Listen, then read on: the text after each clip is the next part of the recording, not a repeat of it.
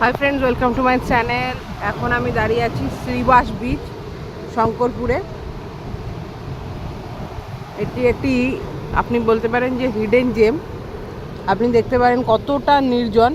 ওই পাশে আপনি দেখতে পাচ্ছেন শঙ্করপুর বিচ।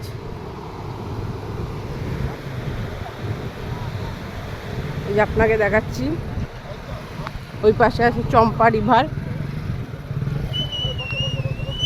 আর এই পাশে হচ্ছে সমুদ্র। ওই পাশে চম্পা রিভার। আপনারা জানেন যে শঙ্করপুর হচ্ছে একটি মৎস্য বন্দর, পশ্চিমবঙ্গ সরকারের একটি প্রজেক্ট। আপনাকে দেখাবো যে এখন বাজে সকাল 8:20। সমুদ্রের কি ভীষণ গর্জন আপনি দেখতে পাবেন।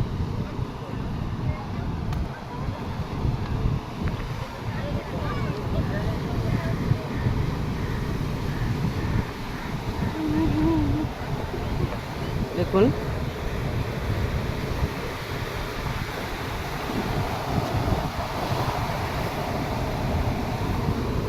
আপনার একদম পায়ের কাছে সমুদ্র।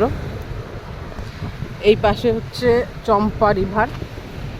চম্পা রিভারে এই সমুদ্রতে যত ট্রলার মাছ ধরে তারা এসে এই চম্পা রিভারে, এটি হচ্ছে চম্পা রিভার আর সমুদ্রের মোহনা।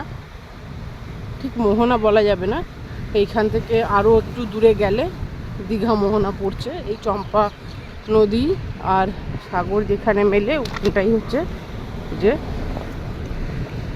আপনি এই দেখুন, আপনাকে দেখাচ্ছি একটি ট্রলার এখন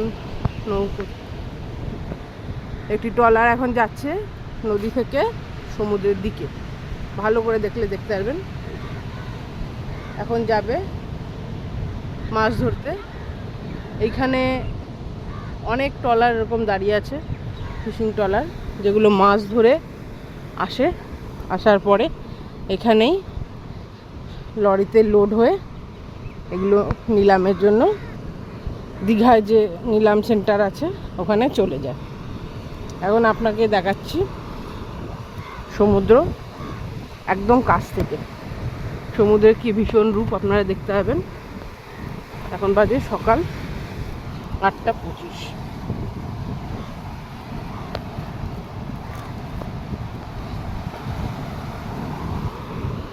আরেকবার আপনাদের বলে দিই, এটা হচ্ছে শ্রীবাস বিচ। আপনি যদি শঙ্করপুরে আসতে চান তাহলে শঙ্করপুরে বেনফিশের পর্যটক আবাস আছে, ওদের অনলাইন বুকিং হয়, ওখান থেকে আপনারা বুক করতে পারেন। এই দেখুন, একদম আমার পায়ের মধ্যে জল চলে এসছে, দেখেছেন? একদম এই যে খুবই সুন্দর দৃশ্য। এখন আমরা এখানে একটা পাথর আছে, এই পাথরের উপরে দাঁড়াবো, একটু উঁচু আছে। এই পাথরের ওপরে জল উঠে যাচ্ছে।